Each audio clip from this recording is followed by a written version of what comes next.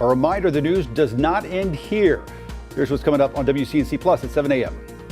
Take a look at this. It might look familiar. Long lines at the DMV. You've waited a long time at a DMV office? There could be a change that some say would make it shorter, separating the DMV from the DOT.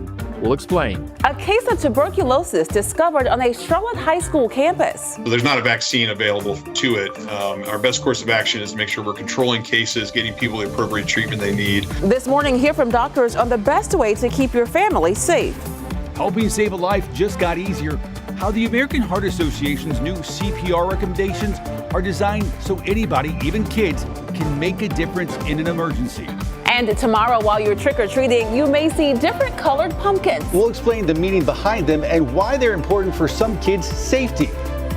Those stories and much more live, local, and breaking news coming up at 7 a.m. on WCNC Plus.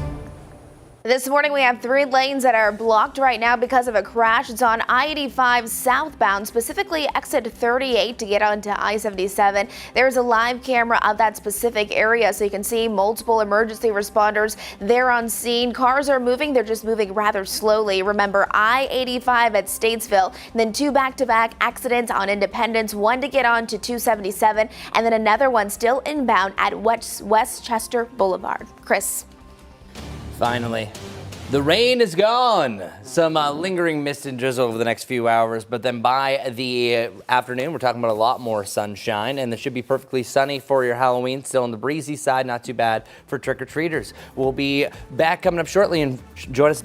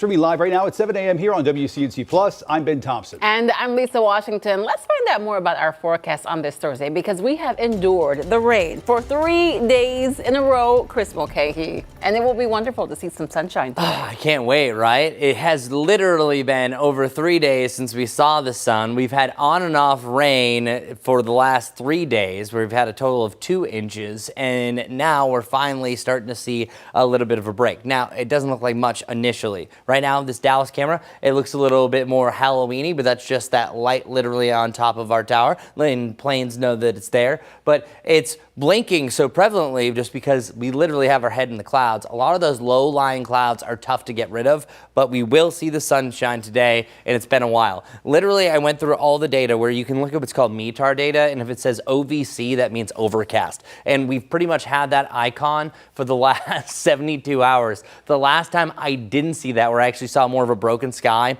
was 4:30 p.m. on Sunday. That's right. There was a little bit of an action on Monday that has started to get a brighter white sky, but we didn't quite see the blue sky. So that was the last time. And our satellite and radar is doing better. We still have a spiraling low pressure system up in the Ohio Valley that's going to try to swoop in a little extra action. But as of right now, we are just on the drying trend. So it's still damp, still misty. We still have some patches of drizzle that you're not necessarily seeing here on a satellite and radar. So it's going to be a slow process trying to get it out of here. Current temperatures, we are down to 50 degrees, still a shot to drop down to the upper 40s. It's right around this time that we are officially hitting our low for the morning, which, by the way, this actually isn't all that cold compared to where we could be. So not too bad. So as you're heading out the door this morning, it's really not too bad of a forecast. Still keeping those clouds around, but as early as the late morning, you're going to start to see a brighter sky. I think it turns mostly cloudy to even partly cloudy at times. And how that looks, like this. By the time you get to right around noon, I think we're seeing more sunshine. I think you could see a second hurrah of clouds move through. So I'm not calling today completely sunny, but you are seeing the sunshine yet again. 61 degrees for a high, still going to be on the breezier side, but I really like where we're going heading forward into Halloween weekend. So Friday, Halloween itself, 64 degrees. That's very similar to where we were a couple of years ago. But all in all, we have been on a much cooler side compared to what we usually are. As far as our Halloween extremes go, it's not going to be the coldest, it's not going to be the hottest, kind of like right in between. Not the wettest as well, where it's only actually truly rained with measurable rainfall twice over the last 10 years. And that aligns pretty much the statistics in history. But last year we were 80 degrees. So if you can remember last year, I was sweating in my costume. A couple of years before, it was a little bit more Halloween-y in the way that it should be. So for trick-or-treaters, this is a really nice range. I like where things are going. Temperatures either side of 60 degrees to kick off trick-or-treating. A lot of you starting around 5 to 6 o'clock. 6 to 8, which is the prime Snickers and Skittles time. Temperatures in the mid to the upper 50s, giving way to the lower 50s. I think winds are lightening up hour by hour as well, so still winds up to about 5 to 10 with an occasional gust up to 20 miles per hour. That's still chilly. Dress accordingly, but hey, it could be a whole lot worse. Not too bad. So let's look at our 7-day forecast. Almost in November. It's crazy. So Saturday officially is the first day of November, and look at the low, 38 degrees. And that's also going to be our first frost potential across the Charlotte area. And then we have the lower to the mid 40s going forward. Next chance for rain Sunday. Heading into Monday, near 70 on Wednesday. That's early nomination for pick of the week. Let's go over Majestic. It's damp. How's that affecting us so far? Well, it's been a busy start to the morning and not in the best of ways. Here we go. This is I-85 where we do have a big accident. This is Statesville Ave. You can see lanes are blocked because of that. Multiple emergency responders are there on scene. Now notice that cars are moving, but they're just moving very slowly, and a few lanes are going to be blocked because of this. Multiple cars are involved in this crash here on I-85 at Statesville Ave. Switching it over to my map, putting this into perspective, this is where it is. Reporting 3 lanes currently blocked because that specific crash, I-85 southbound, happened at exit 38 to get onto I-77. Again, this is what we're following here. Notice that those cars, they are not at a standstill. You might just want to allow for a little bit of extra drive time to get to where you need to be. Now, Independence also not looking great this morning. The left lane is blocked from Independence onto the entry ramp to 277. That's not the only one, though. An additional crash on Independence where another lane is blocked because of this crash at Westchester Boulevard. All of that red indicating stop and go traffic. You may consider taking Monroe Road or even Central Ave inbound instead of Independence because of those two active crashes that are currently ongoing. And then finally right here, a crash at Westinghouse Boulevard at I-77 inbound lanes. If you're coming in from York County heading on I-77 into Mecklenburg County, that is what you will encounter. We'll have another check on those roads all coming up for you in a little while. Ben. A Chesterfield County man behind bars accused of having an inappropriate relationship with a child. Investigators say 40-year-old James Presnell sent explicit images and traveled to meet a person he believed was a minor. He was arrested Monday in Lexington County and faces several charges, including criminal solicitation of a minor. New developments this morning in a Gaston County homicide. For the first time, we are hearing from family members of Aaliyah Fortner after she was found dead inside a home in Dallas. Fortner had a disability. That home housed people in need of care. Her stepmother says for the past 2 years, she was unable to visit due to Aaliyah's caregiver. Where was the state to back us up? Where was the social workers? Where was everybody else when we weren't able to be there? If this lady's done it multiple times, what's going to happen next? I mean, this is like the big eye-opener. Right now, there are no suspects in Fortner's death. The family says they are planning a service for her in Alamance County, where she was born. Right now, state lawmakers deciding how they can improve those unbearable DMV lines. One plan would separate the DMV from the Department of Transportation. It's a partnership the state auditor says is dysfunctional. WCNC Charlotte's Richard Devane is live this morning at the DMV office on Arrowwood Road, sharing why the case for separation goes beyond those long lines. And I know, Richard, there are some long lines right now. That's absolutely correct. Good morning to you, Lisa. Good morning, Ben. Right behind me, you see folks who've already started. We've been here since a little after 4:30, and folks, we're here then. Now the doors are open and some folks are getting in, but that just underscores just how tough it is to go to a DMV office. You're going to have to pack a lunch, plan your day accordingly, because you're going to wait in some lines. This is probably one of the worst, averaging about, in a recent study, about 3.5 hours wait time for just going through the process here. And it's not good most of the region, in our Charlotte region. As we take a look at video, that's why there have been discussions, and there have actually been talks from state lawmakers considering a major shakeup that could separate the Division of Motor Vehicles from the Department of Transportation. This during a House Select Committee yesterday on government efficiency hearing. Now, a recent state order describes the dysfunctional relationship between the two agencies, and he said that the DMV generates about 30% of the DOT's revenues, but receives less than 3% of its spending. That's why lawmakers say that imbalance has fueled long wait lines, staff shortages, and outdated systems. As you hear, they're calling for folks who have appointments, with some waiting around 2 hours. Some legislators want to make the DMV an independent agency with more control over hiring, budgets, and technology. Now, the DMV commissioner, Paul Tyne, has not endorsed the idea, but says greater flexibility could help the agency modernize and improve service. That things are improving, and he says that something anyone who has spent any time in those long lines hopes will be the ongoing results. Take a listen to one of the commissioners and then to someone who has to wait in those lines. Morale was really low. The culture was not positive. The staff was, felt very disconnected from the main DMV headquarters. They felt disconnected from leadership. I was there for probably 6 hours, something like that. I went to one in Huntersville and it was packed. The line was all the way past the buildings and stuff, and I was there right when it opened. I feel like it's never going to be a time where it's really not busy. It's just you have to pick a good time to go. Now, again, Tyne says that he does not support the idea of separating the two departments, and neither does the head of the Department of Transportation nor the governor of the state. They all say that would just be too much money, spending that money trying to separate instead of spending more money to make things better, just working with the DMV side in the current structure that they have. Tyne also is important to note, says that things have gotten better and some wait times have gone down by increasing office hours. Like you see here behind me, a lot of the folks who were waiting are now inside. They're waiting inside, but at least they're moving through.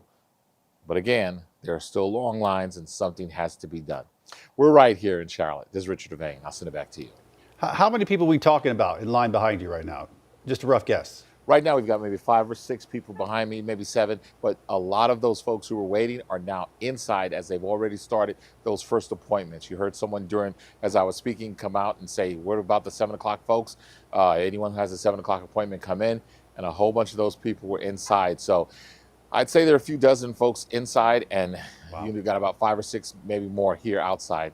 Early morning start to your day, waiting at the DMV office. That's right. And there are rows of lines. Once you go in, there are like rows of chairs where you sit and wait. That's correct. Not fun. All right, Richard, thanks so much for that live report. All right, on to something more exciting and more fun. Just a day till Halloween, and for the 27th year, Larry Sprinkle and all his friends from the Bozo Bus are going to join us tomorrow morning right here. This year, you can catch all your favorite characters from 7 to 9 here on WCNC+. You'll probably see a few familiar faces roll in a little early over on our broadcast show on WCNC Charlotte on TV. Either way, you do not want to miss it.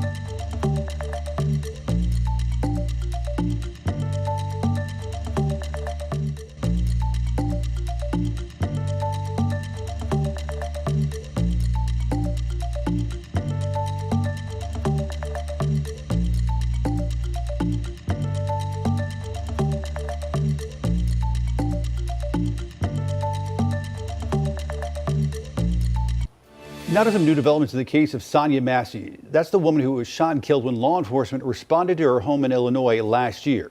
Sean Grayson, the now former police officer accused of killing her, has been found guilty. The murder drew national attention, sparking protests across the country. Massey was just 36 years old when Grayson shot and killed her in her kitchen during a confrontation over a pot of boiling water. NBC's Maggie Vespa has more on the verdict handed down yesterday and the emotional response from Sonia Massey's family. In Illinois, former Sheriff's Deputy Sean Grayson guilty of second-degree murder in the shooting of 36-year-old Sonia Massey. It's guilty. Second degree. The verdict carrying a sentence of up to 20 years in prison. But Massey's family and other supporters had been hoping for a conviction on first-degree murder. I'm fueled by rage right now. If you get an officer that says he's going to shoot you in the face, and then he shoots you in the face, and you only get second-degree murder.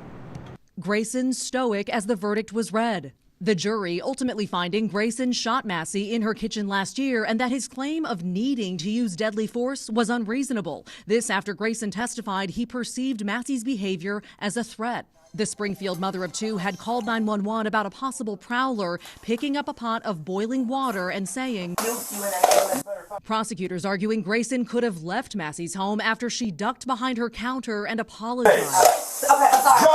Massey's father angry, but hopeful Grayson will receive the maximum sentence. Because he showed no remorse. He was so cocky throughout this whole trial. You felt like he was cocky? Oh, yeah. Until today. Until he was convicted. Yeah. That knocked the smirk off. Maggie Vespa reporting for us there. In Illinois, the Sonia Massey Act was signed back in August. It requires stricter background checks in police hiring. Grayson's sentencing is scheduled for January 29th. Coming up here on WCNC Plus, we're going to take a look at Hurricane Melissa's aftermath in Jamaica. We'll show you the full scale of that devastation and how aid efforts are underway across the Caribbean.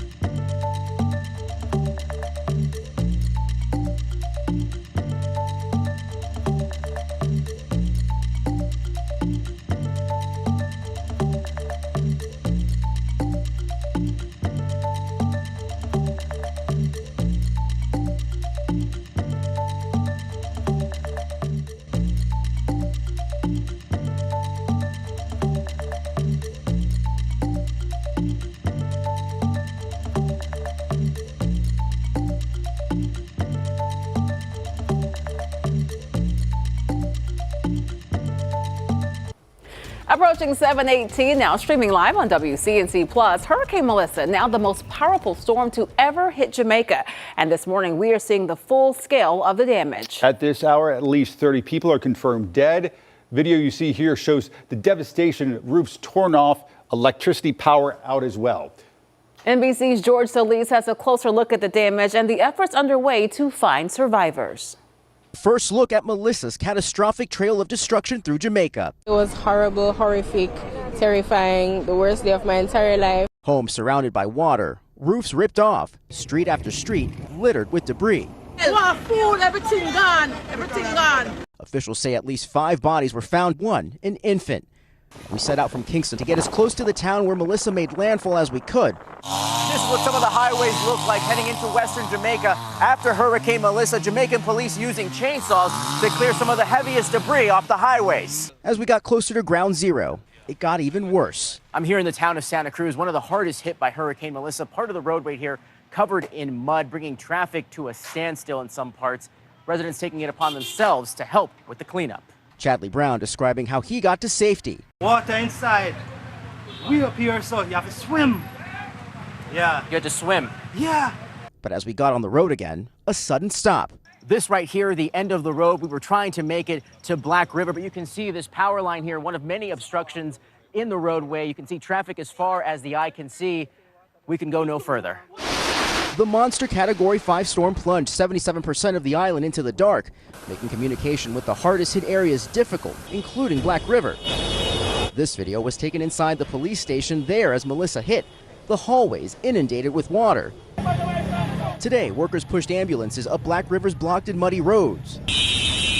And take a look at the eerie scene inside the Montego Bay Airport, water pouring through the roof. So many Americans who traveled there for vacation, now stuck.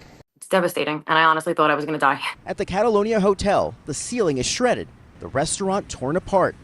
David Watkins is stranded with his wife and 2 young sons in Montego Bay. Right now, we're just in survival mode, trying to find a way out. Tom just spoke with hotel owner Houston Moncure, who sheltered in a bathtub with his wife and infant son. That had to be incredibly scary as a new father. I didn't know what it was going to be like for him.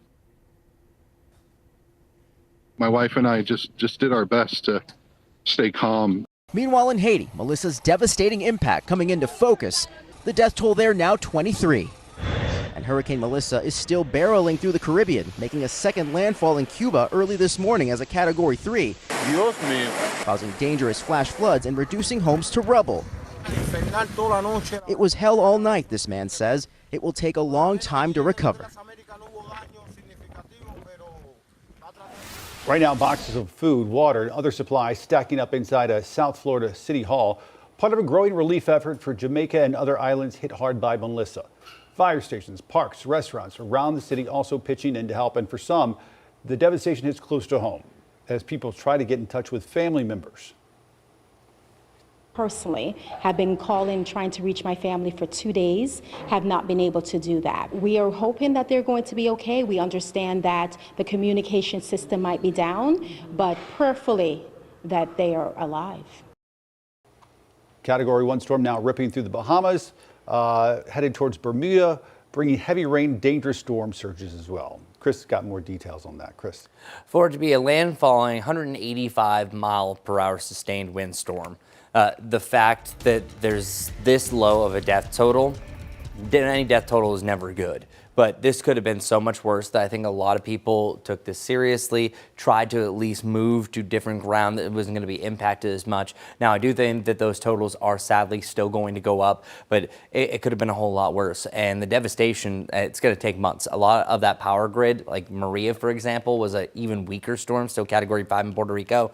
The power was out for months. So some areas in Jamaica are going to have to deal with that. So a lot of help is still needed. And Melissa's story is almost over, at least as a storm, but then really just the beginning as far as the recovery goes. The fact that it's still a deep low pressure system, meaning that this likely will intensify once again. It's 215 miles northeast of the central Bahamas. That is now moving its way further off towards the north and east. 105 mile per hour winds shows that it's very close to a Category 3 once it gets to 111. It's only 6 miles per hour away from that point. It will be back to major hurricane status. Now, the good news is it looks like it is going to strengthen before it will start to weaken again, but still a strong Category 2 storm is still expected to pass by Bermuda. It's not as direct in line as what it was showing earlier, so that doesn't mean that you're still going to have the stronger side of the hurricane, but likely just tropical storm winds, something that Bermuda is oh so used to, and they should be just fine. Just really a big heavy rain and wind event. And once you get to about 2 a.m. on Saturday, we're talking about 75 mile per hour winds, still a hurricane, but then it's actually getting really close to Nova Scotia at that point and into colder waters. Again, it's going to be subtropical and post-tropical. Our Monroe camera looking pretty cloudy. So we are now going to go through the process over the next few hours trying to get rid of that cloud cover and get rid of the rain. Now, the good news is typically on Halloween, we stay dry. 29% of all the Halloweens dating back to 1878. That's almost 150 years of record keeping, really just substantial there. So that means 71% of most Halloweens stay dry. And that's exactly what this one is going to trend as well. Nowhere near the wettest, nowhere near the hottest or the coldest, kind of just right in the middle. We should typically be around 68 degrees for a typical Halloween. A couple of years ago, we hit 64. Last year was at 80 degrees. We'll pretty much be on par for where we should be. So yeah, that. It was not a great start to the week, but I think that we paid our dues to get a nice dry Halloween and no vicious weather for those trick-or-treaters, which is always great news. 64 degrees for a high, but likely still in the upper 50s heading out for trick-or-treating. 65 on Saturday, and then clouds increase for your Sunday as we fall back. Don't forget that we're going to have a 5:26 sunset time on Sunday. That is going to be jarring, something that we have to get used to. And then back to around 70 degrees, something to look forward to, though, on Wednesday. All right, Majestic. Finally, we're going to see the sunshine, but the lingering wet conditions is affecting traffic. It is. It is just a mess out there. This is a big problem I want to let you know about. I-85 at Statesville Ave. We're following 3 lanes that are currently blocked. Only 1, maybe 2 lanes currently open. I think it's just 1 lane currently open unless you're trying to get off at that exit there. But this is because of an ongoing wreck. We've been following this now for at least the last 30 minutes or so. 3 lanes blocked because of that crash. I-85 southbound happening at exit 38. Another crash just behind it. I-85 southbound again, exits 38 and 39. So a lot going on there. We're going to have some alternate routes for you coming up. Majestic thing, 7:25 now. We're going to take a quick break, but make sure that you keep it right here on WCNC Plus. We're going to have another update on weather and traffic, and then more of the day's top headlines at 7:30.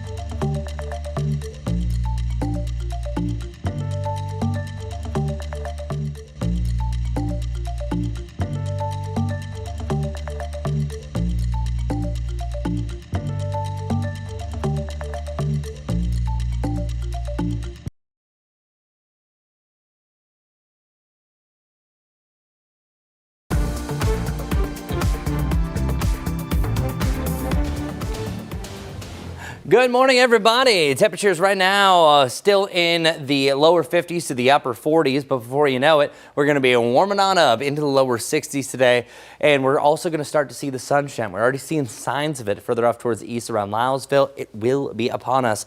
It will be some much needed sunshine, but still a breezy day. It's called a fresh breeze, winds at about 19 to 24 miles per hour, occasional gusts getting up to 25 plus. And trick-or-treating by tomorrow, great news, we are clearing out, lots of sunshine, and then once that sun sets, of course, we are anticipating a big cool down back down to the lower 50s by 8 p.m. for your late Halloween forecast. Don't forget that we're falling back into daylight saving time. There's going to be a big adjustment to our sunset time during the 5 o'clock hour. After that, holding on to the 60s, but a very cold start to your Saturday, 38 degrees. Majestic, take it away. What's going on?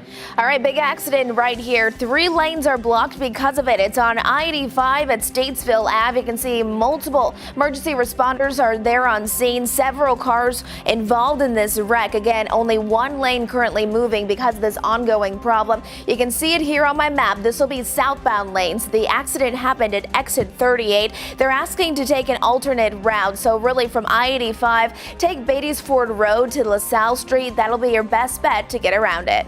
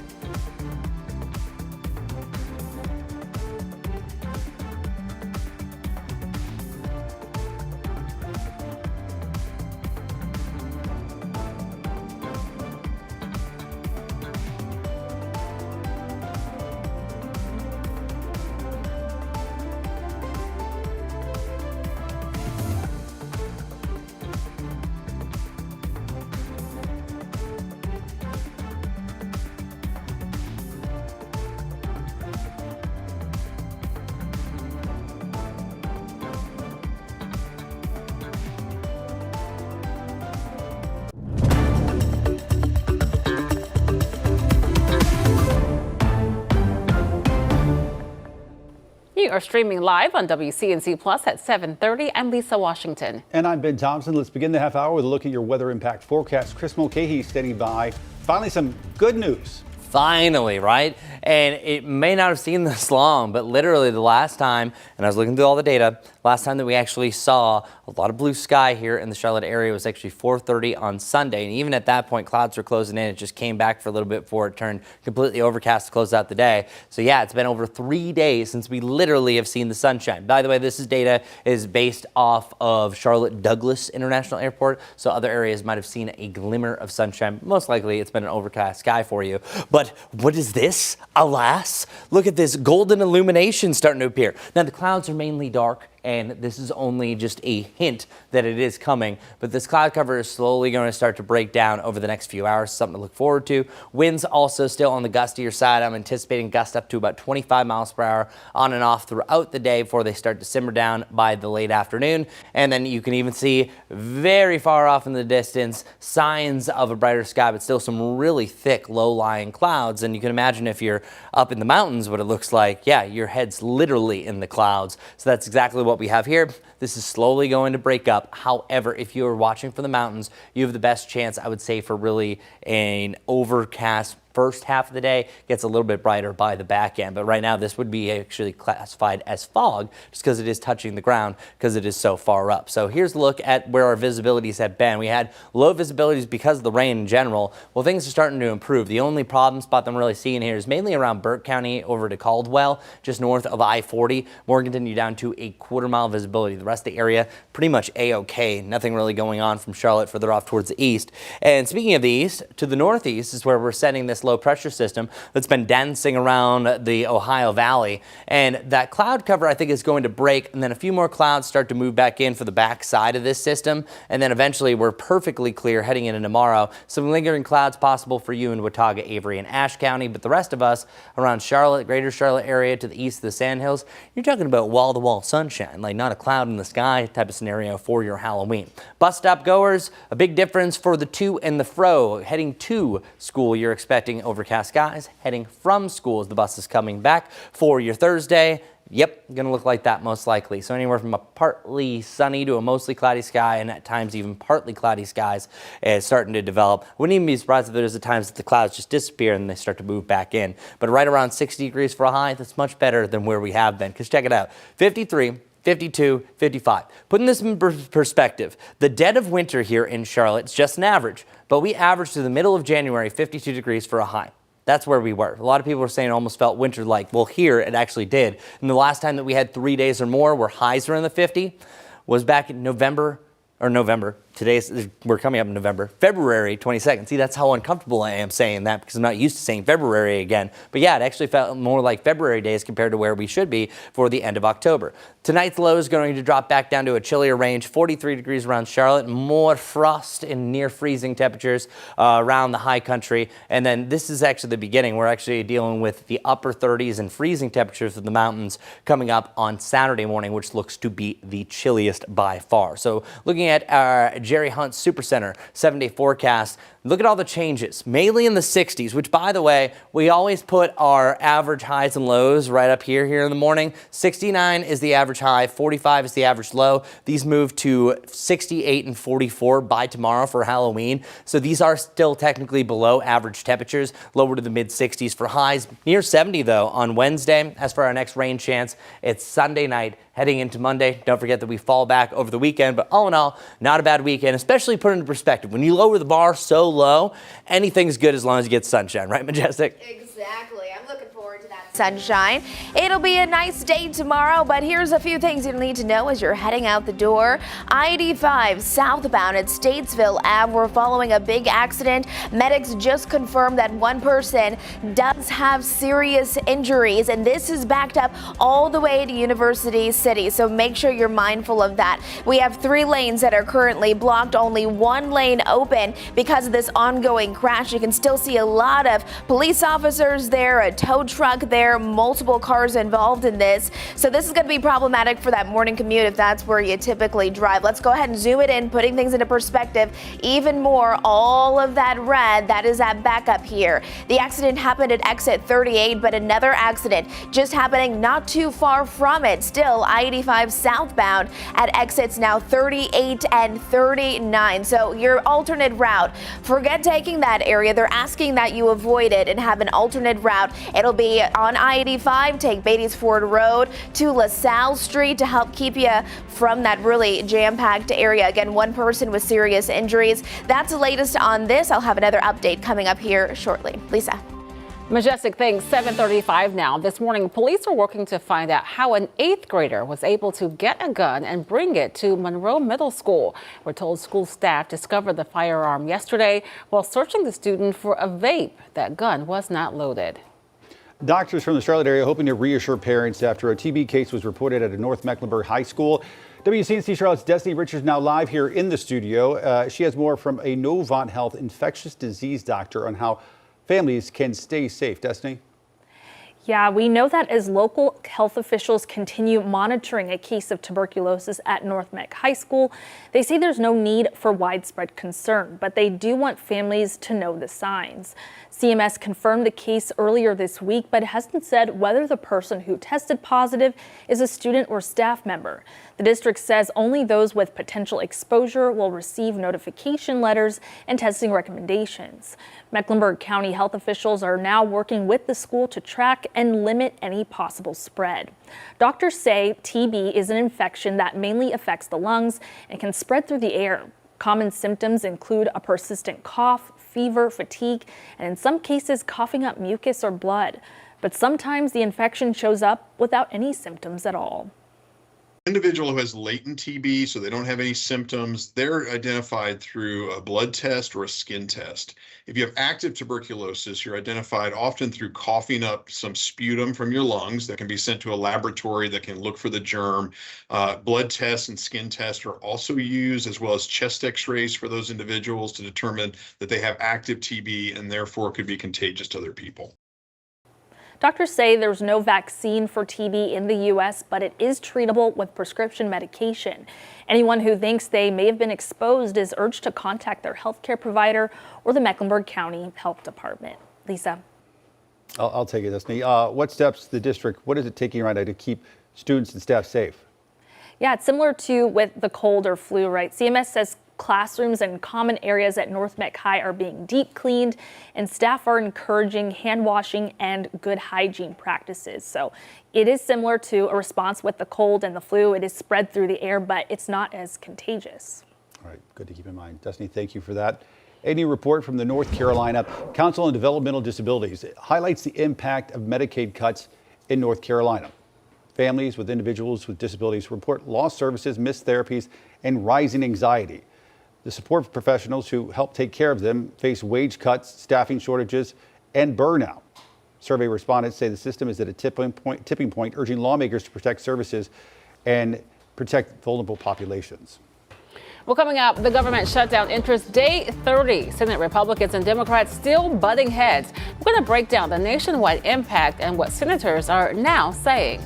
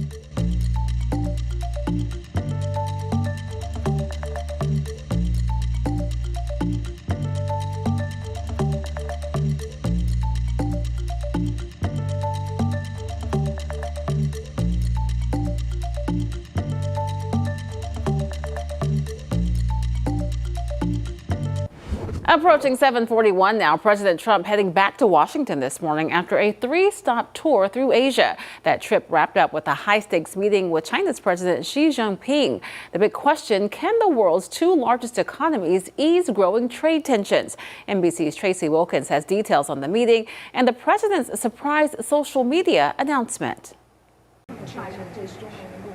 President Donald Trump declared he wants to begin testing America's nuclear weapons just before his meeting with China's President Xi Jinping in South Korea, later explaining it wasn't Xi that prompted the announcement. The meeting. It had to do with others. On Truth Social, the president posted the United States has more nuclear weapons than any other country and went on to express concerns that Russia and China will catch up with the U.S. in 5 years.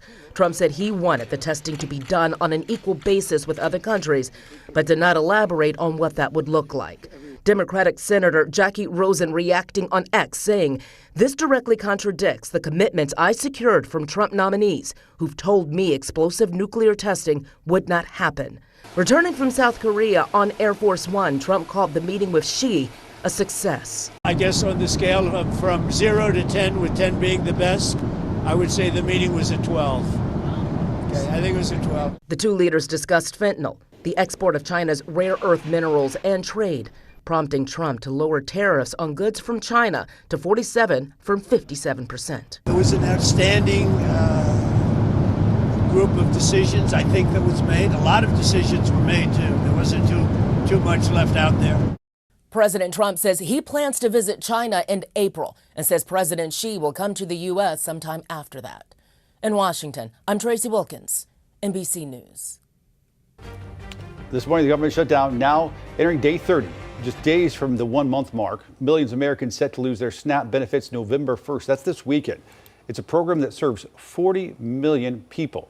But many states are stepping in. South Carolina Governor McMaster is directing the state guard to help food banks with distribution and traffic.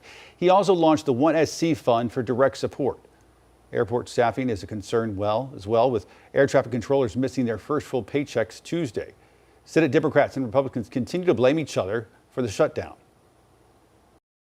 The Democrats have made a mistake by shutting down the government, and I'm still encouraging my colleagues, my retiring colleagues, my colleagues that are not up until 2030.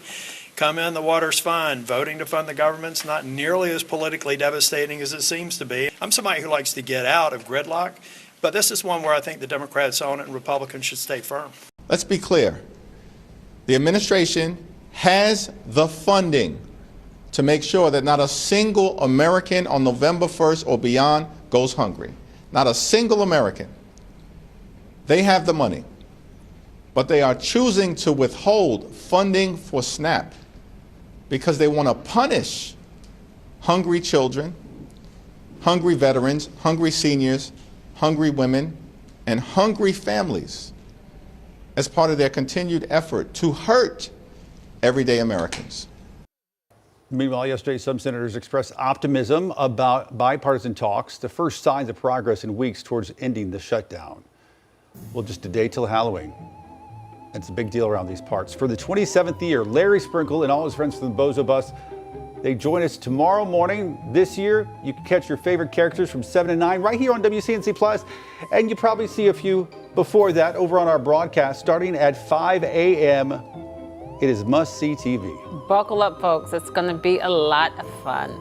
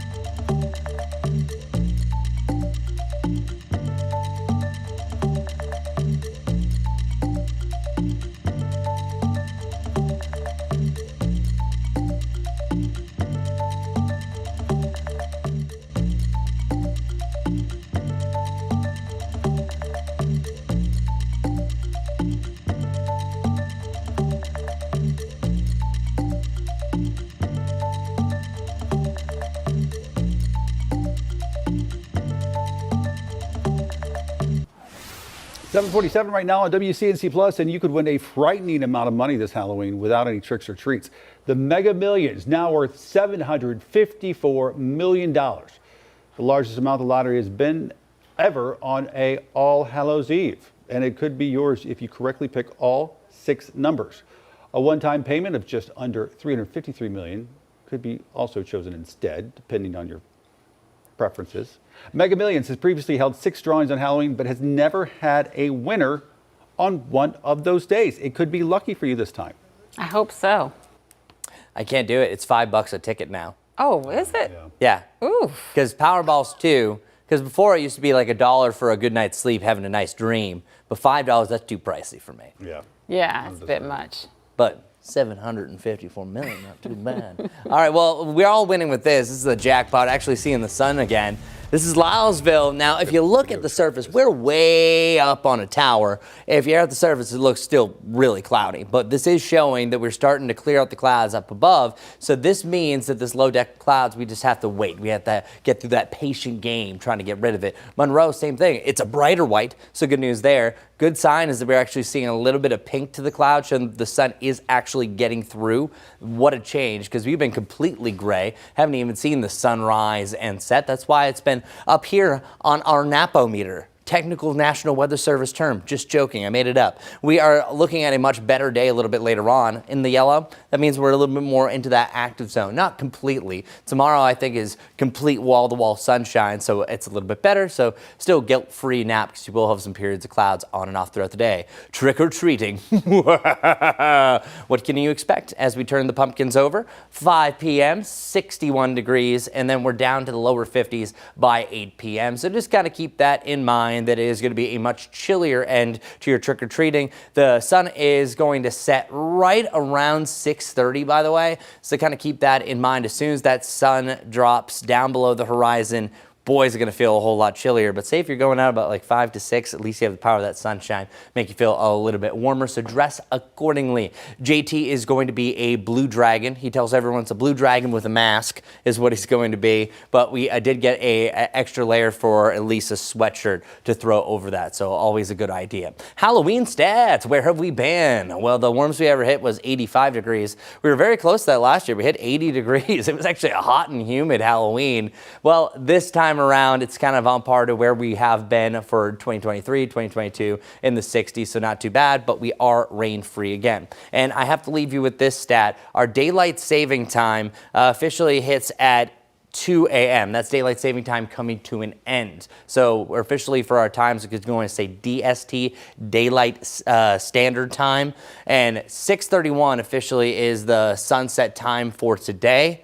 It's 5:27 on November 2nd. So yeah, I know this happens every year, but it still hurts, right? So yeah, just kind of temper your expectations, plan for the day, but it always sneaks up for you. It's always that first fallback day. Oh, the sun's up earlier. It's like, what is this? What is this darkness so early? So quick recap for today, 61 degrees, nice mix of clouds and sunshine, and it will get a little bit warmer after this. I really like where our temperatures are trending overall. We have 64 degrees for your All Hallows Eve. You have 65 for Saturday, November 1st. So all is well for any Dia de los Muertos activities. I know that we always have a few great festivals that are going on this weekend for that, so the weather's not going to get in the way of that. Increasing clouds for your Sunday. Next chance for rain looks to be Sunday night heading into Monday. Should be pretty brief, nothing widespread like what we just went through. And then sunshine returns for your Tuesday and Wednesday. And look at this, even close to 70 degrees next Wednesday. Not too bad. Still below normal, but we'll take it. We've set the bar so low, things are getting a lot better.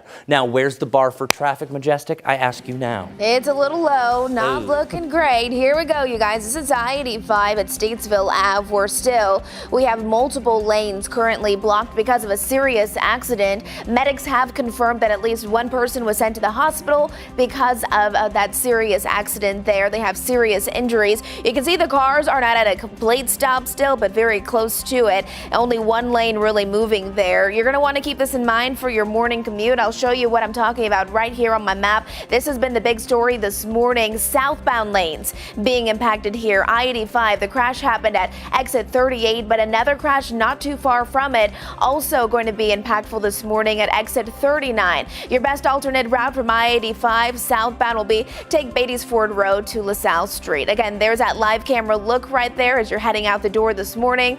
It is going to be slow moving. Want to let you know that accident on Independence to get on 277 is cleared, but this secondary crash not cleared yet. Still lane blocked because of it. It's going to be on Independence at Westchester Boulevard, where stop and go conditions are currently ongoing. And then finally, this crash at Westinghouse Boulevard at I-77. Inbound lanes are at about a 5 to 10 minute delay for that morning commute. All right, Larry, over to you for this day in history.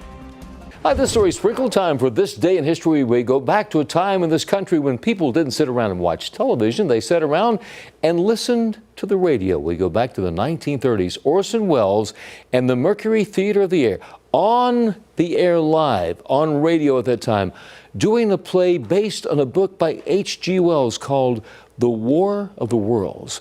So they made it appear as if, yes, Martians were invading. October 30th, 1938, the night before Halloween, a radio drama had millions believing that real Martians were invading and the actual invasion was in progress. Some of the headlines: radio play terrifies. October 30th, 1938, mass hysteria hits the nation as broadcast of Martian invasion terrifies the world. Yes, maybe that was the real first time we had fake news. October 30th, 1938, the national radio audience was convinced Martians had invaded. And that's what happened on this day in history. I'm Larry Sprinkle. All right, Larry, thanks so much for that. Well, we told you about this earlier this week, and now dictionary.com has named it the 2025 Word of the Year. We're talking about 6'7". The trend is flooding TikTok, originating from hip-hop artist Skrilla's December 2024 song, Doot Doot. The trend really took off when creators started pairing the song with edits of Charlotte Hornets point guard LaMelo Ball, who happens to be, 6'7". And really, here's the thing. It means nothing. It is meaningless. Part of the joke and why everyone has jumped on this trend, we still do not understand, but it just seemingly won't go away. 6'7". I thought it meant like so-so. I don't think it has real meaning. Really? That's what I thought. Like, like how you doing? 6'7". You like it? 6'7". I thought it was derived off the dad joke. Why was 6 afraid of 7? Because 7, 8, 9. I don't think it's that exactly. I think this is the third or fourth time we've done the story, and I still don't get it. Yeah, same. But you have to do this. But you have to do that. You have to do as our producer Marie points out, it's not a word.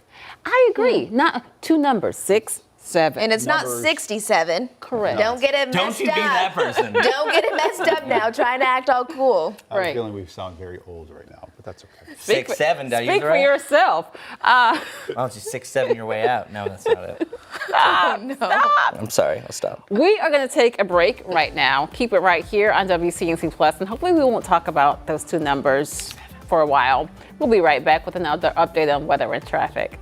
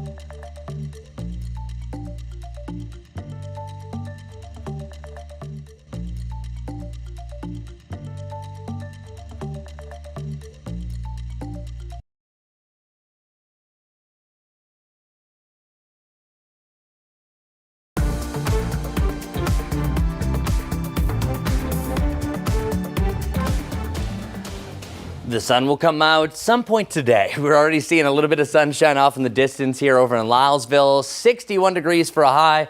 That's going to feel great, trust me, because we finally will see the sunshine. So already seeing signs of clearing right now. I think it's especially a little bit later on this morning, late morning heading into the afternoon. We see more sun. Now, at times you're going to have chunks of clouds move back in, turning things back to that mostly cloudy status, but just letting you know, at least we are seeing the blue sky again today. Overall, today we have what's called a fresh breeze. That means small trees and leaves are swaying in the breeze with gusts up to about 25 miles per hour. A little bit better by tomorrow. Trick-or-treating, I know a lot of us are looking forward to that for tomorrow. Well, temperatures starting off either side of 60 degrees, the mid to lower 50s by the end of your trick-or-treating forecast. Let's go to Majestic for our morning commute.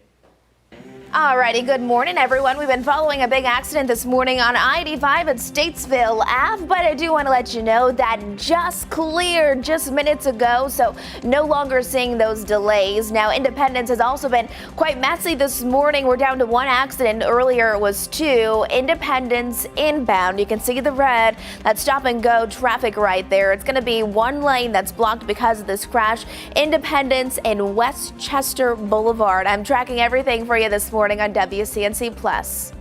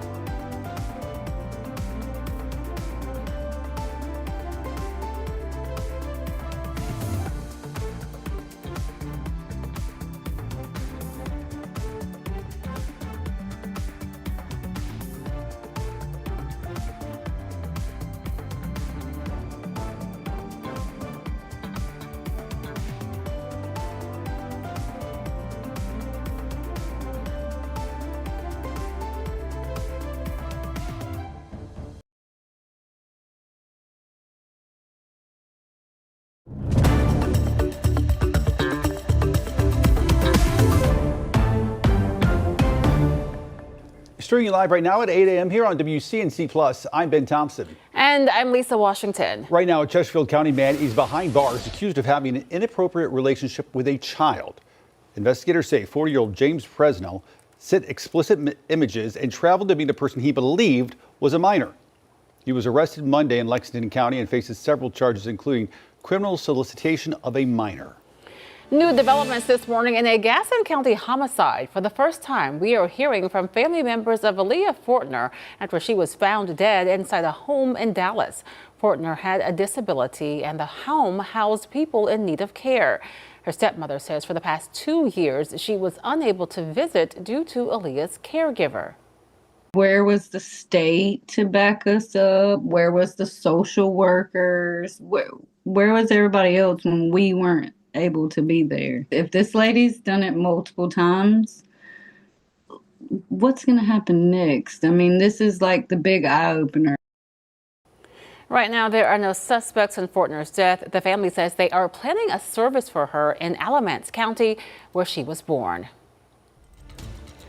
Thanks a lot, Lisa. Let's get right to it. So our temperatures are finally warming up to a nice range. Now, we did drop down to our low for the morning. It's 49 degrees. By the way, that's not too bad because we should average about the mid 40s for this time of year. Still feels like 45 because we have a dry enough air mass and there's also still a pretty decent breeze on and off throughout the day. And if you look up across the Queen City, it is overcast. But one telltale sign we can see, especially from some of our towers, if you look across the horizon, that's a little bit of pink.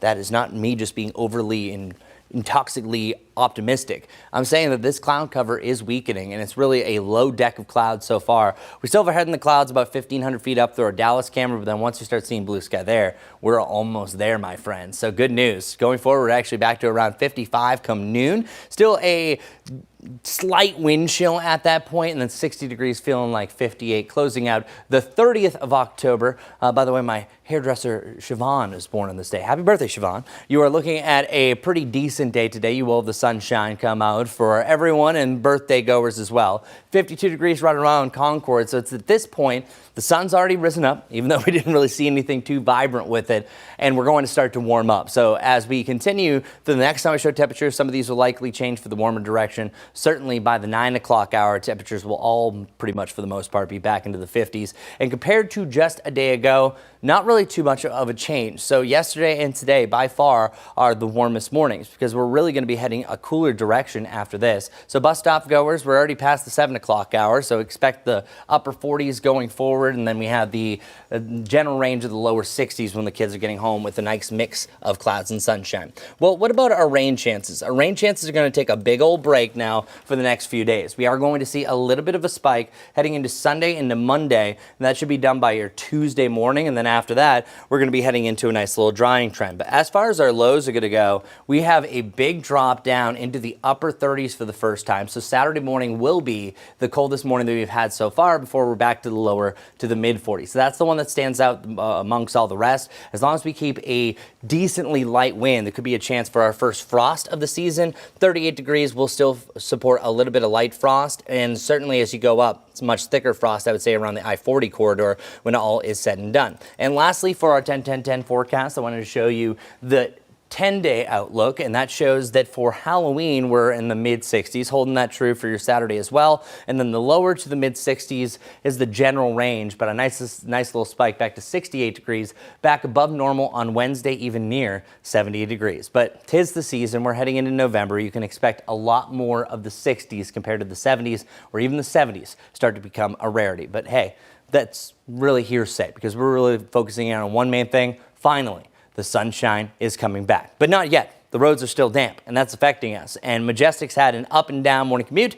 What direction is it heading now, my friend? What are we looking at? I would say a little bit more up. Good. Making some improvements for that Thursday morning commute. Hey, it's 8:04. If you're just waking up, maybe you're heading out the door sometime soon. This is York County, so coming in from South Carolina, not seeing anything too majorly concerning. Some good news here is I-85 at Statesville Ave is cleared. It has been really slow moving for over an hour because of a serious wreck. No more problems out that way. Few things to know though. Let's check on those drive times. If you have places to be, you have things to do, well, you better get going soon. Here in Gastonia to Charlotte, it's going to take you around 40 minutes and just about 30 if you're coming in from Belmont. Here's my map. We do have our own handful of problems. Multiple icons still popping up here. Want to let you know about Independence. Earlier we had 2 active crashes. One of them has been cleared, but one is still active. Lane is currently blocked there. Inbound lanes, Independence at Westchester Boulevard. We have that stop and go traffic. Just off to the west of that, an additional lane is blocked because of a new crash. This is on Clanton Road at Dewitt Lane. Still seeing some yellow right around there, so minimal impacts. And then Plaza Midwood, good morning to you. We are following a crash where the right lane is currently blocked because of a crash. It's going to be on the plaza at Eastway Drive. Westbound lanes being impacted by that. And then let's go ahead and take you up to areas north and west of Charlotte. We've been following pockets of dense fog this morning right along I-40, Morganton, Lenore. Good morning. You may still have some of that. Right now we're seeing really limited visibility in Morganton, especially up towards those higher elevations. Majestic, thanks. 8:06 now. State lawmakers deciding how they can improve those unbearable DMV lines we've all suffered through at some point. One plan would separate the DMV from the Department of Transportation. It's a partnership the state auditor has described as dysfunctional.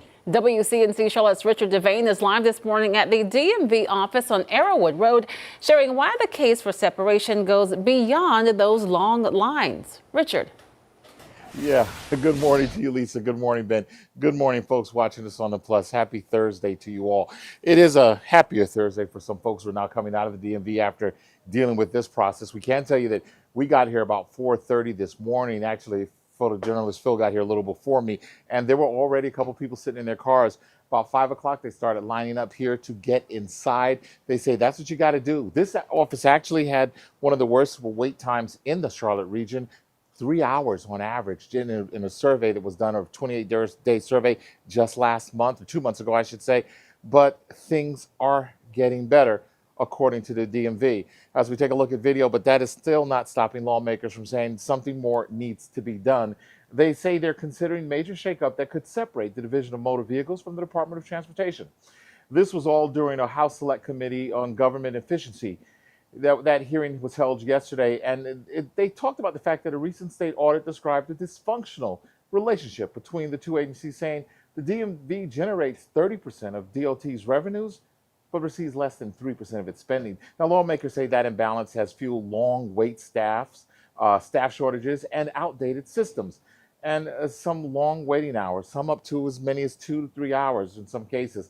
Legislators want to make the DMV an independent agency with more control over hiring, budgets, and updating their technology. The DMV Commissioner, Paul Tynes, has not endorsed the idea, but he did say greater flexibility could help the agency modernize and improve service. Something anyone who spent any time on these long lines knows and hopes will be the result, I should say.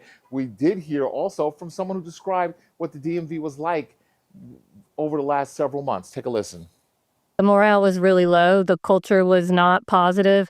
The staff was, felt very disconnected from the main DMV headquarters. They felt disconnected from leadership. I was there for probably 6 hours, something like that. I went to one in Huntersville, and it was packed. The line was all the way past the buildings and stuff, and I was there right when it opened. I feel like it's never going to be a time where it's really not busy. It's just you have to pick a good time to go.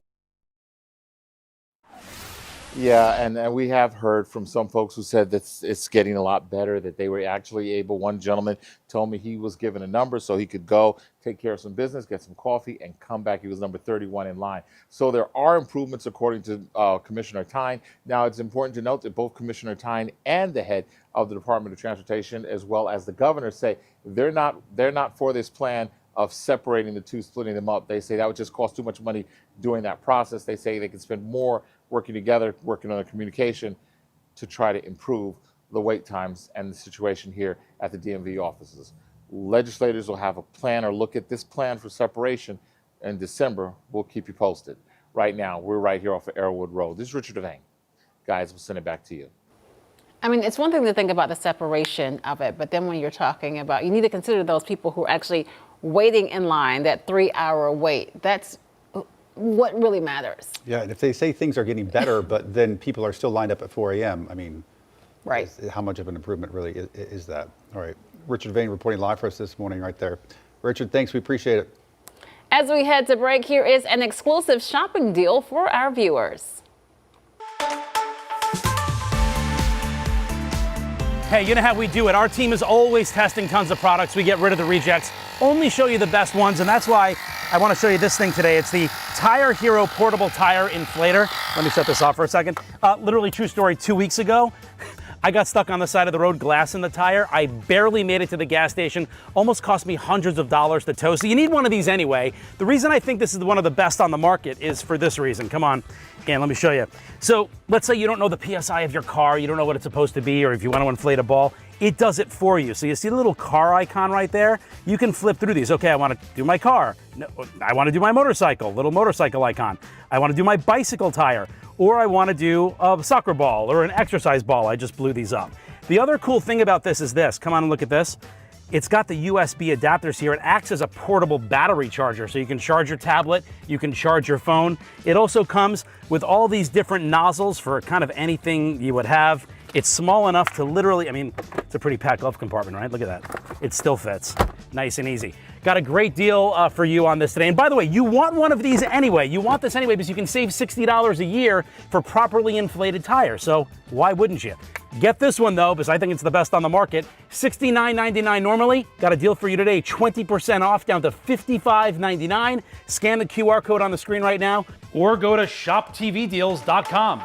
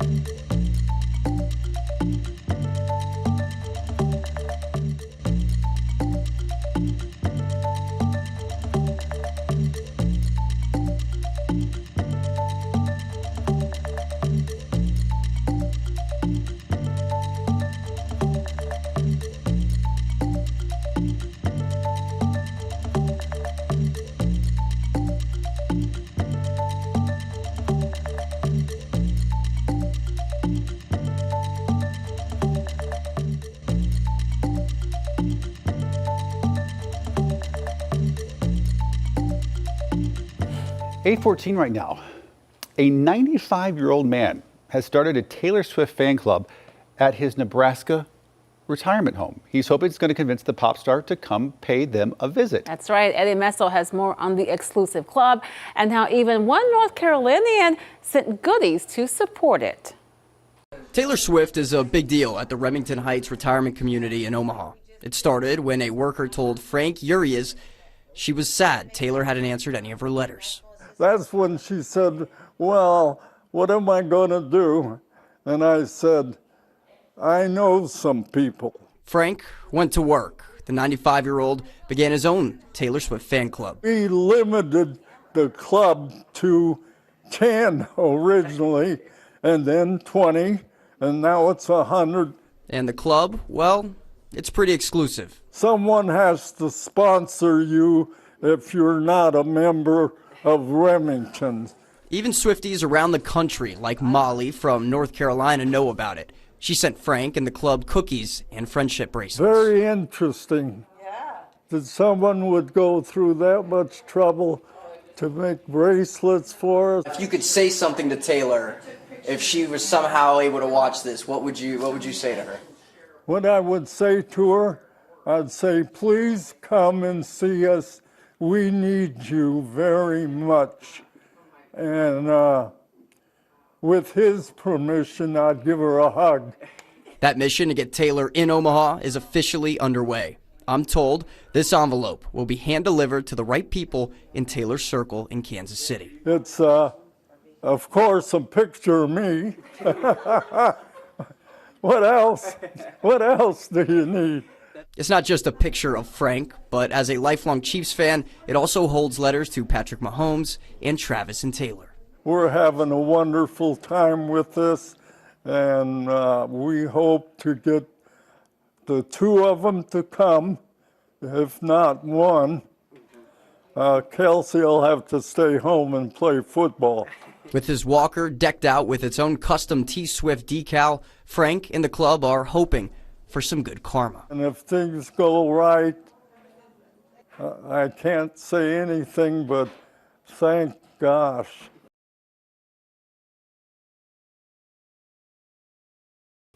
I mean, it sounds like to me he needs to shake it off. I agree. I mean, you don't want there to be any bad blood. No, you sure don't. Please keep going. Chris? I was writing. I'm waiting for No, Chris. the only time I was able to do it, I looked them all up before. I forgot all my Taylor Yeah, Swift I have to lines. look it up, Yeah, no, too. Ben used the two I knew right off the bat. I love this story. I hope Taylor actually listens. When I was young, I used to write letters to Mariah Carey. Did you? Yes, because she had like a girls' summer camp that I wanted to go to my whole life. Yeah. And I'd be like, "Dear Mariah, please, I would love to go. I love you." And she never responded. So hopefully he has better luck. Okay, let's Hopefully see. Taylor shows up. I know it would really make their day. It makes me wonder about the fate of Ophelia. Oh, he looked this already. up. He already No, he but that's a prepared new for one. this. There's Elizabeth Taylor. Yeah. Opalite, maybe. All right. Take a look at this. That's like Elizabeth. Just a day until Halloween. And for the 27th year, I don't think we'll have Taylor Swift. Also a song. But we will have the next best thing. And that is Larry Sprinkle and his friends from This the Bozo might be the Bus. best I think this is the best That's one. right. That's right. This Number year, one. catch all your favorite characters, some old ones, some new ones. Oh, I see them. From 7 to 9 right here on WCNC Plus. A few might start rolling in early over on our TV Who's that channel. Princess hope so. Precipitation or something? Mm-hmm. That's right. Helen. Tornado and Helen. Hello. Both. We're back after I think this. Iggy's in the window too.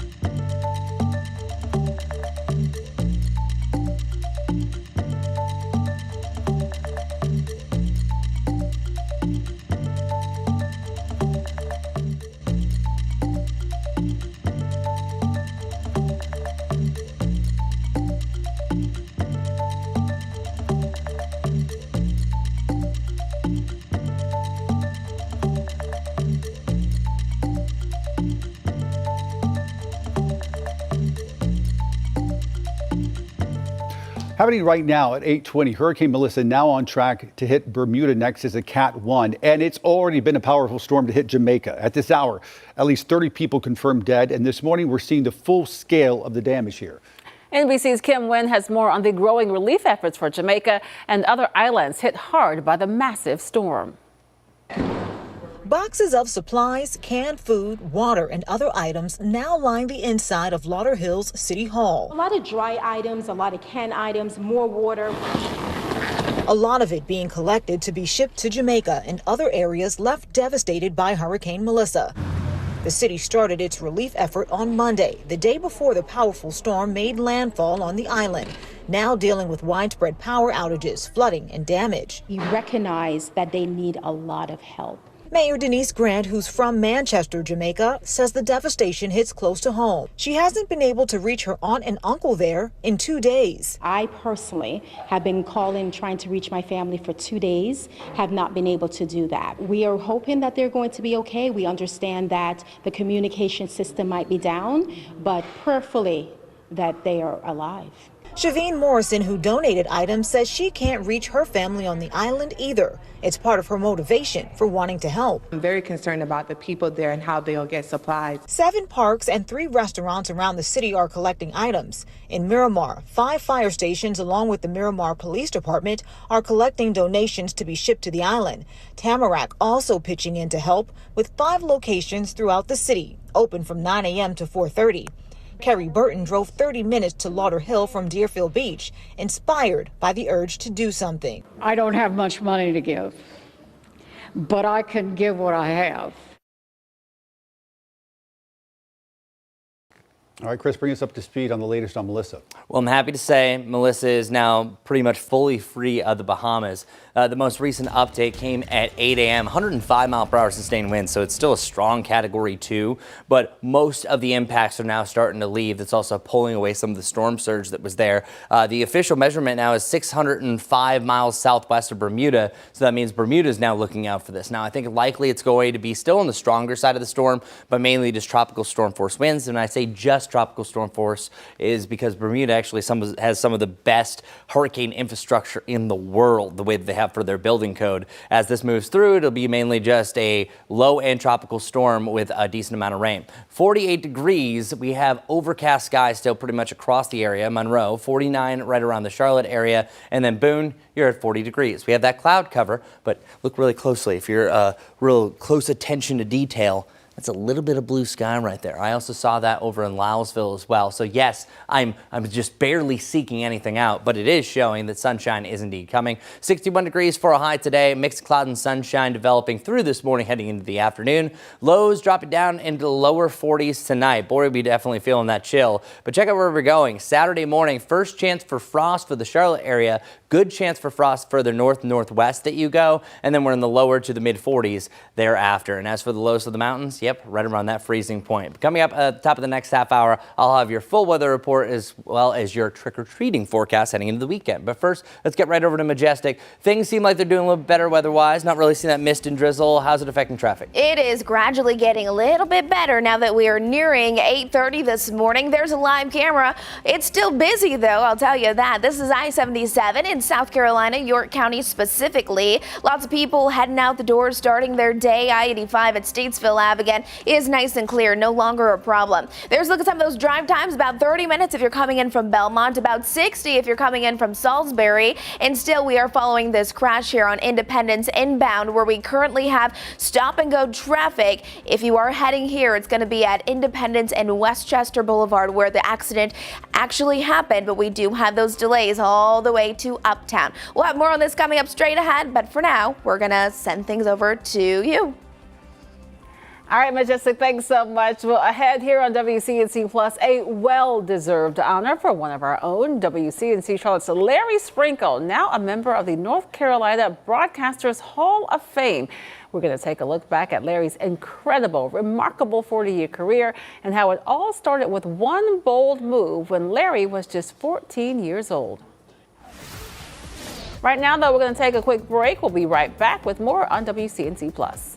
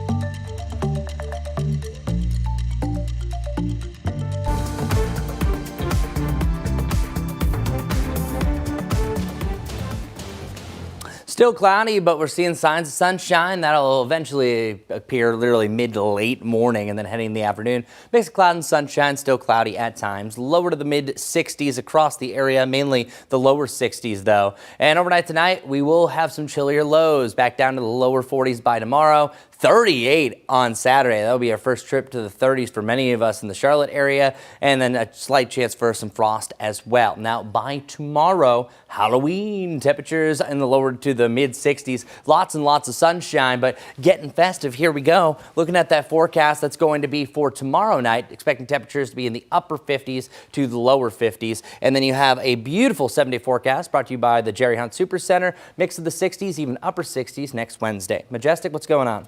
Good morning, everyone. Let's get to it. Want to show you a couple of our live cameras. This one is I-85. Traffic seems to be flowing all right. Not seeing any significant delays there. I-77 again. This is York County coming in from South Carolina. Similar situation there. Drive times are basically spot on for this time of the day. It's 8:27. Going to take you right around 35 minutes if you're coming in from Matthews. Still following this crash here. It's in Plaza Midwood, right on the plaza at Eastway Drive. Keep this one in mind. We're following everything else for you on WCNC Plus.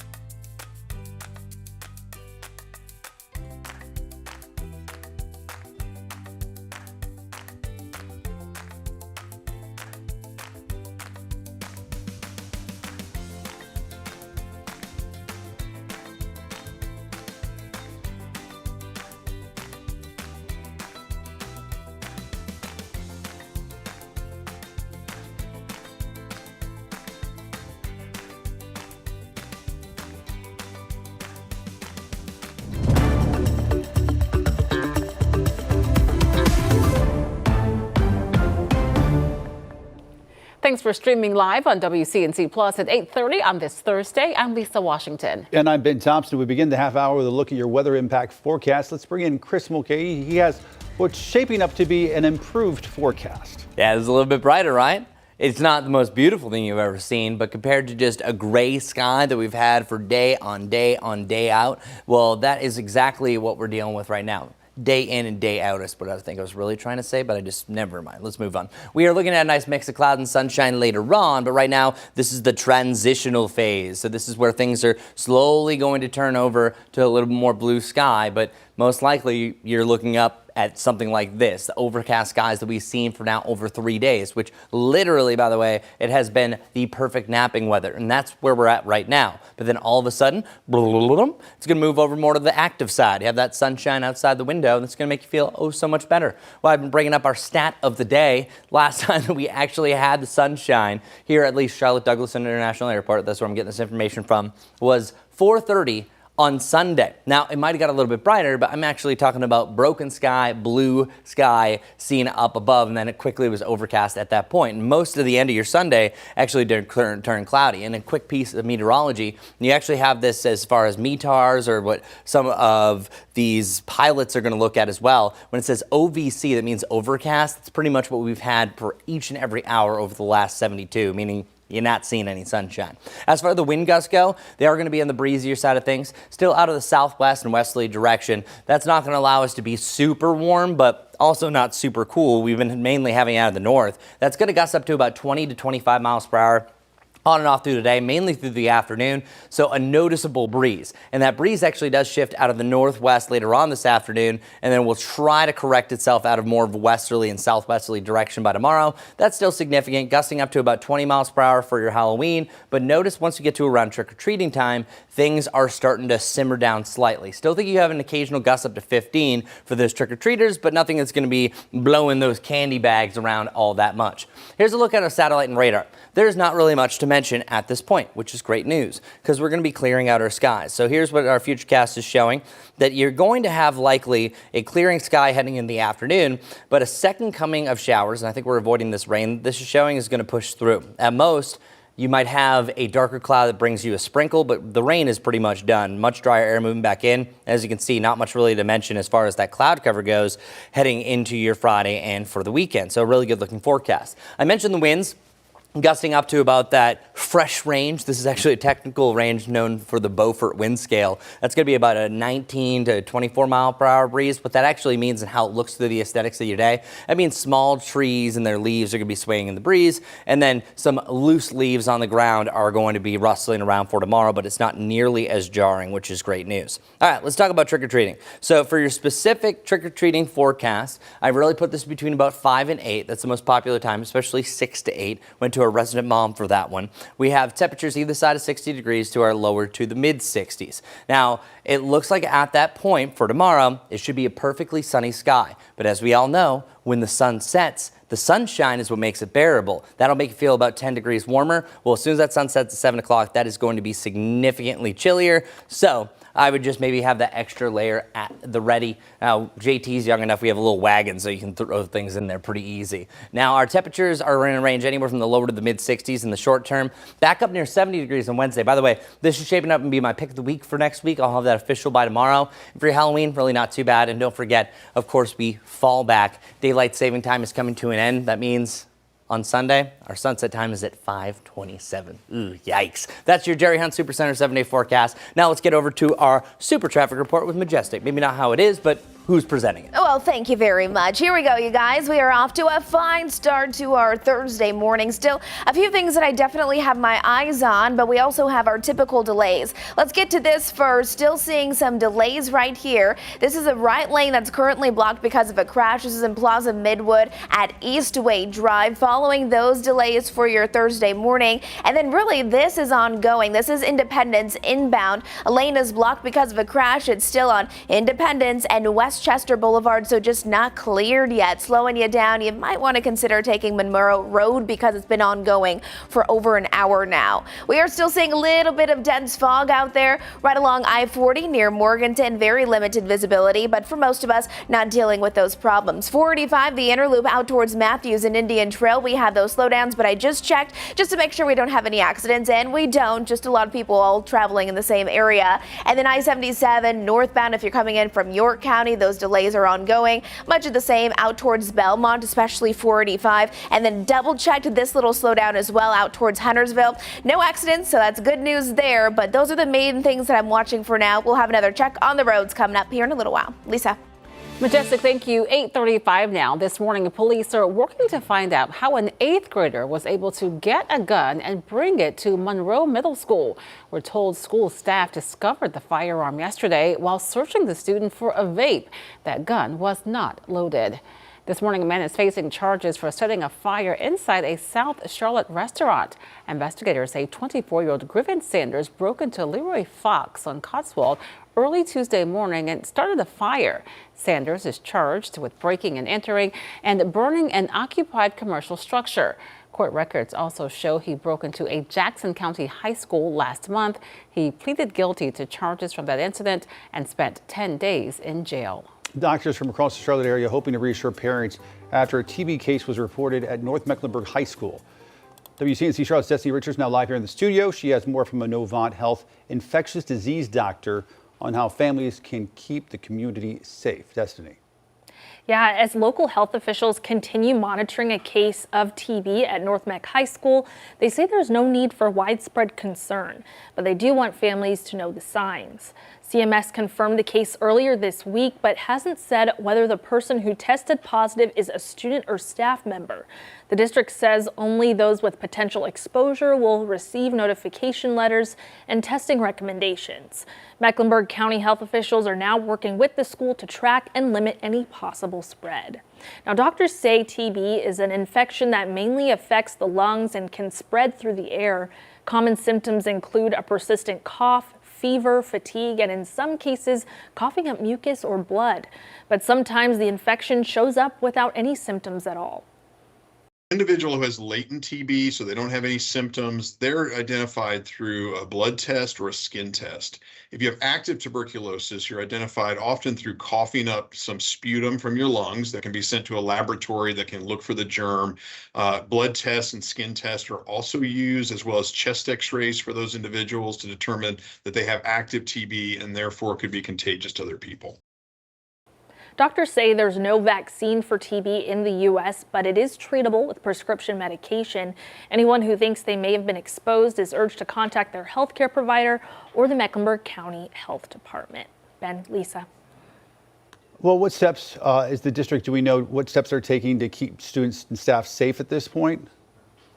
CMS says classrooms and common areas at North Mech High are being deep cleaned and staff are encouraging hand washing and good hygiene practices. So similar to the cold and flu, but it's not as contagious. Destiny, thanks. A new report shows Medicaid cuts are hitting North Carolina families hard. Families of folks with special needs say they're losing critical services, therapies being canceled, the workers who provide care getting pay cuts. Staff shortages and burnout getting worse. The North Carolina Council on Developmental Disabilities conducted the survey. People say the system is about to break, and they're asking lawmakers to protect the state's most vulnerable. Well, after the break, the Charlotte Hornets are painting the court pink for a powerful cause. And for one player, it hits close to home. We'll show you how he and his mother are turning a fight against breast cancer into a celebration of hope.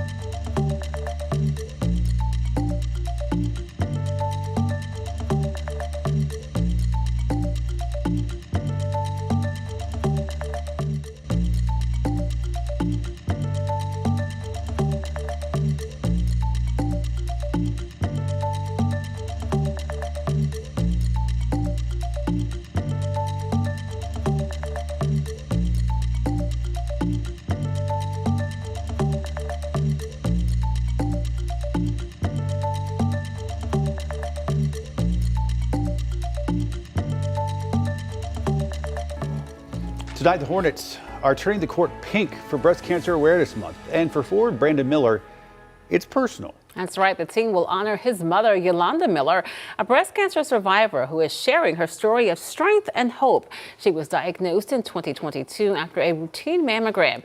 And tonight, Yolanda will finally get the chance to ring the bell, celebrating her cancer-free journey in front of Hornets fans. Just today, I started getting nervous about. I was like, I'm gonna have to walk in front of everybody and ring, and I gotta hold it together. So hopefully, I can do it with the same attitude to give people more strength and hope that this too can be a thing of the past. The night will also feature a starting 5 of survivors chosen by Miller and mammogram signups on the concourse. It's all being done to spread awareness, action, and hope. Just a day away till Halloween, and for the 27th year, Larry Sprinkle and all his friends are going to be here with the Bozo Bus starting tomorrow morning. You can catch your favorite characters, new ones, old ones, from 7 to 9 right here on WCNC Plus. You'll probably see some familiar faces as well before over on our broadcast from 4:30 to 7 a.m. You don't want to miss it.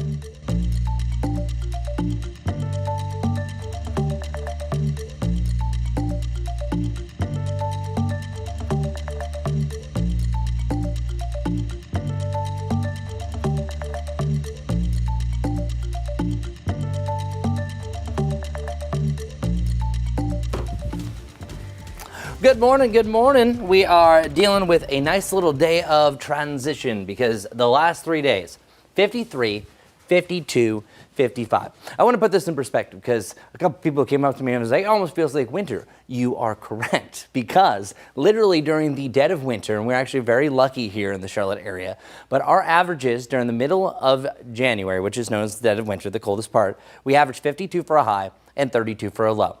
That was the high temperature on Tuesday. Now, it was because of cloud cover. Oftentimes, when we have cloudy skies, we're in the 40s or 30s during the wintertime, but you know what I'm saying. And 55 on Wednesday with the lack of sunshine, so it actually felt like those temperatures, if not colder, factoring in the winds. I also look back to say, when was the last time we had 3 days or more in a row in the 50s for our highs? It was back on February 22nd. So yeah, it literally has been feeling more like a cold winter day of the warmer variety, but still. 61 degrees is still chilly from where we should be for this time of year, but hey, we're gonna take it.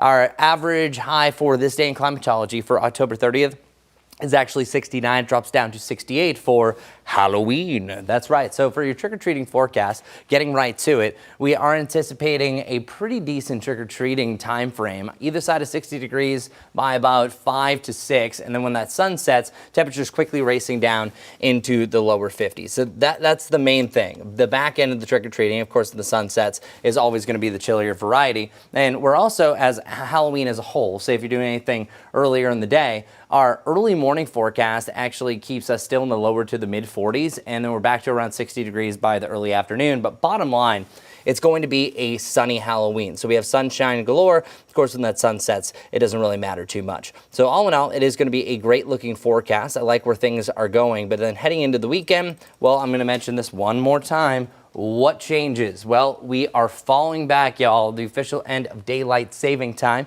So it'll say DST and at the end of everything instead of the daylight saving time, excuse me, had a little brain fart there. We're looking at temperatures that are going to be mainly on the slightly cooler side, but the big deal is on your Sunday, yeah, the sun rises up earlier, but it's 5:27 is going to be our sunset time, so yikes status. As far as off in the distance, check it out, you have that thick cloud cover that's going to give way to more sunshine, lower 60s for the high temperatures today, and then lower to the mid 60s pretty much through the weekend, anticipating a lot more sunshine, not just for Halloween, but also for your Saturday.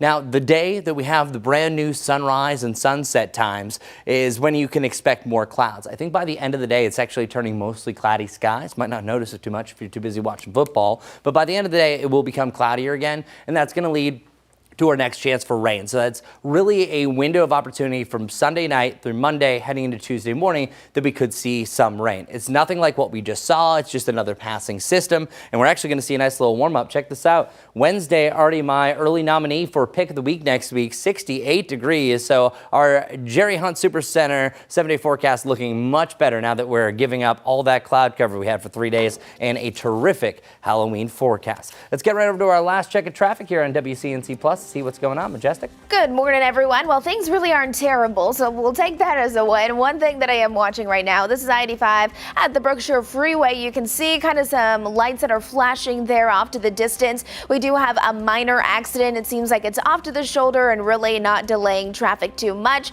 but do have eyes on that camera. Otherwise, still following a couple active crashes. You can see this one here starting to see more green. That's good. That's some improvement. However, still not completely clear. This is out at Plaza Midwood at the Plaza and Eastway Drive. Keep that in mind as you may still seeing them clear that if you're heading out the door anytime soon. And then a lane is blocked here. This is going to be on Graham Street northbound at Atondo Ave. That orange there meaning slow moving traffic. Overall though, as we zoom it out, Independence still not looking the best. However, that accident that I've been talking about has been cleared in 45. No crash here near Matthews, just slow moving traffic as well. Guys.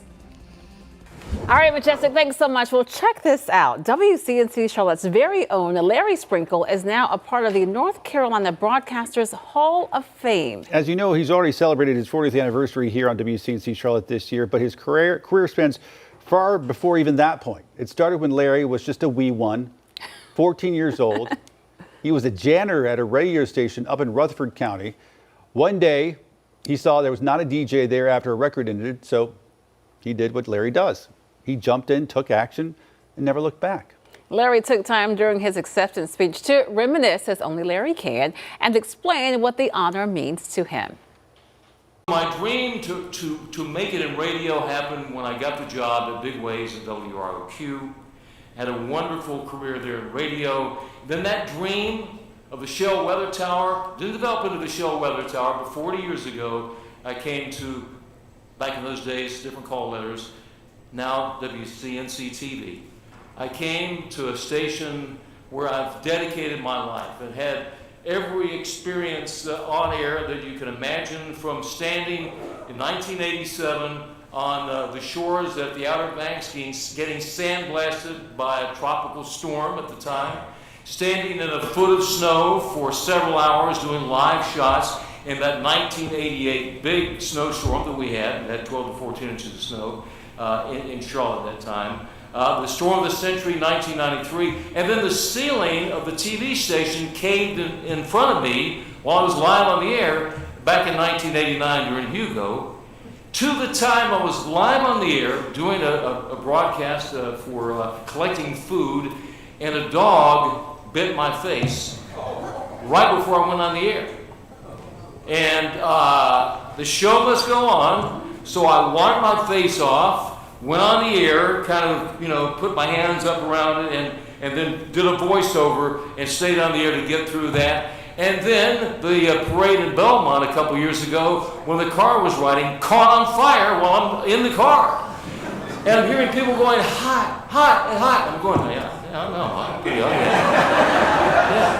No, your car's on fire. And there it was, flames pouring out from the car.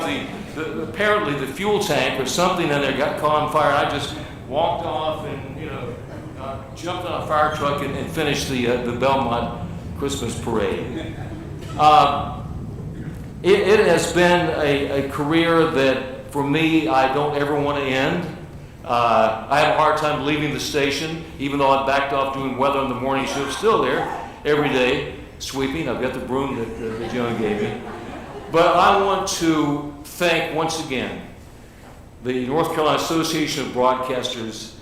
It is as big an honor as I've ever had and ever probably will have to be inducted into the Hall of Fame. And I thank all of you for being here, and the staff and Joan, thank you for being the greatest general manager. Thank you all. It's very rare for a college intern to get this sort of,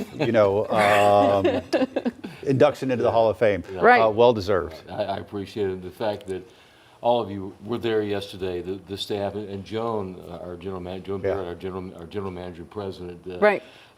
Her introduction to me was overwhelming. I was saying, who is she talking about? It was one of those moments in life that is almost surrealistic, and I had to fight back tears. Did you? A lot, yes. And just to have all of you there, and so people who were from the past, some folks from the past who I work with now, and to stand there in front of broadcasters from all over North Carolina to get that, and to know who came before me. I'm thinking, how can I be on this list? But it really was a moment in time that is unforgettable. And it goes all the way back to when I first started, and the moment that you mentioned, there's the guy at WBBO Radio. Look at that guy. That's taken when I was about 14, 15 years old, when I was on the air. Now, You said your voice sounded different then. Yeah, well, back in those days, a lot of people think you started in radio at such a young age, you must have been a prodigy. I wasn't. I mean, I talk like this. But the program director said, Larry, we don't want anyone to know that you're 14. You tell people you're 20. Back in those days, you never saw the guy. It was a mystery. So on the air, I was like this. Hi, everybody, I'm Larry Sprinkle. Off the air? Yeah, well, how'd that do? It was, it was being someone you weren't, but eventually, hopefully, I developed into someone that everybody appreciates. You're a legend. Well, interesting, like sort of full circle moment for you, because the other person who got inducted was Sis Kaplan. It was ironic, yes. Sis Kaplan, Sis and Stan Kaplan owned the radio station where I worked 13 years before coming here. Right. And where I ended my radio career. And it was like, I tell people, it's like going to a party every day. Yeah. It was a phenomenal experience. We had great success there, working with people like Jay Thomas and Robert Murphy and so many other people. And being inducted with Sis Kaplan the same day. We didn't know what was happening until the day before. So it was a great moment to watch her be inducted as well. From a 14-year-old janitor to a legend and to the Hall of Fame for the North Carolina Broadcasters. We joked that we were shocked it didn't happen 20 years ago. I know. But, you're in good company. Wait around long enough. That's right. There, so that's right. Y'all hang around, okay? Well deserved, Larry. Thank you. Thanks, of course. Well done. Of course. Thank you. All right, let's take a live look right now inside our live Impact studio stream. Jane Monreal standing by. Coming up next right here on WCNC Plus. Keep it here.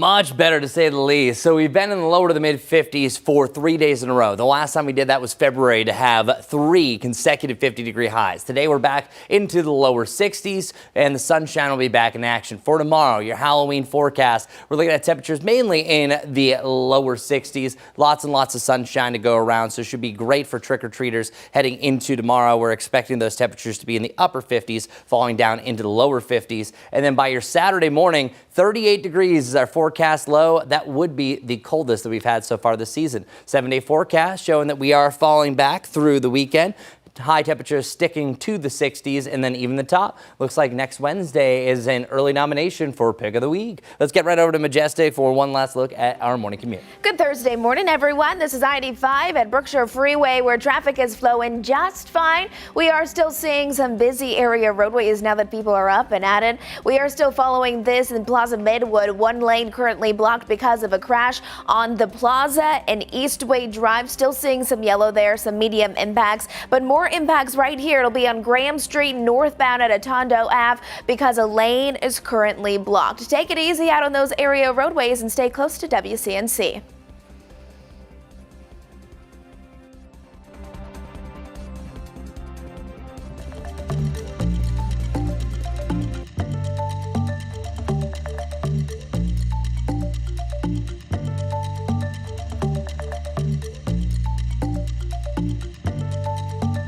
Thanks so much. Yeah. That was good. Wait, Yeah. doesn't it have to be 9 o'clock? Yeah, period. Really? Okay. Last time we accidentally leaked onto the Oh my gosh, stream. your mic in here is like throwing me off because it sounds so. Oh. I was they like, have whoa. they have their stream will be live soon, so. Okay. Cool. I just remember last time it was scary. Okay, anyway, I'm going. If this is on WCNC Plus, hello there. This isn't supposed to be happening,